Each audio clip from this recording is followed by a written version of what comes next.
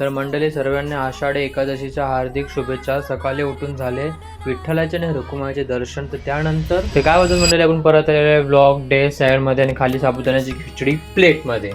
तर वारकऱ्यांची पदयात्रा पोहोचणार डायरेक्ट पंढरपूरला आणि आपली ट्रॉलीची पदयात्रा पोहोचणार डायरेक्ट बाप्पाच्या कारखान्याला। तर पहिले केली आरती आणि घेतला बाप्पाचं नाव आणि फोडला डायरेक्ट आपण सर्वांनी केली। नंतर पदयात्रा आपली चालू।